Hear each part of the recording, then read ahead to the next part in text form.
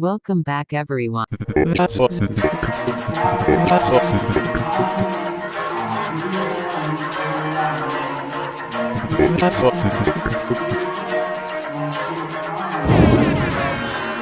Welcome back to Wrevample IM. I'm your host, Mr. Ghost Bunch. Has any of you ever talked to a ghost and received like a really desperate response like this is what I'm going through, this is what happened in the past, I want vengeance, this is who murdered me?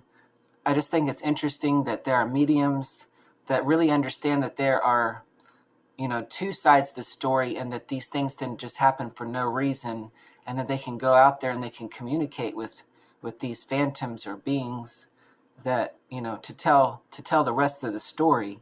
And I want to talk about kind of like a similar condition that we live with that no one really understands. And I think that's very possessive because like literally no one understands it. But I do recall like times in my own depression when I would look out into the crowd of like different faces and different people, and I'd be searching for like answers. Or I could just be sitting in a scene and like looking into the depths of the forgery and trying to see if some forbearing of wisdom would just come out of the mirth of civilization. And the funny thing about civilization is we have our own shells, and we have kind of like immunity, and we have integrity.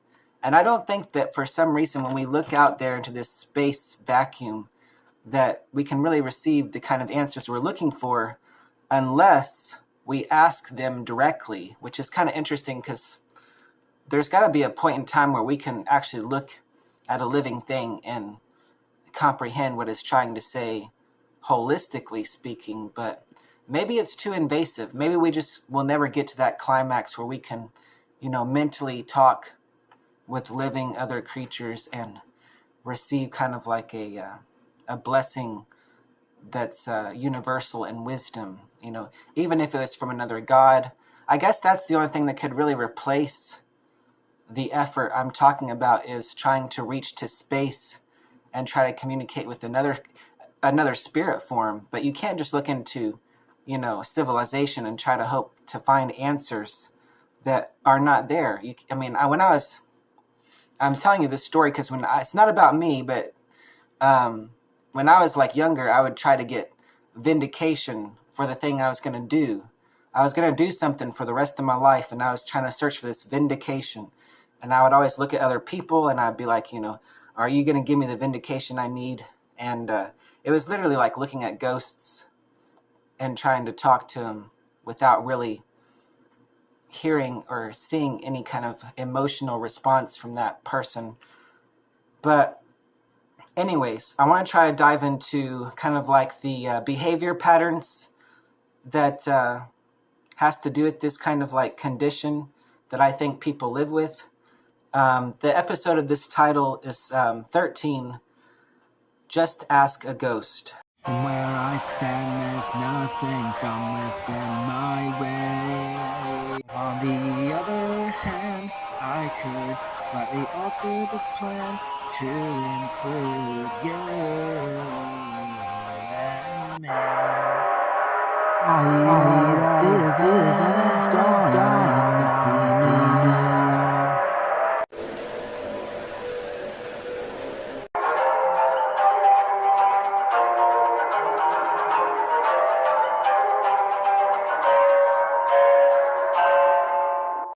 The differences between a bad memory and an impression.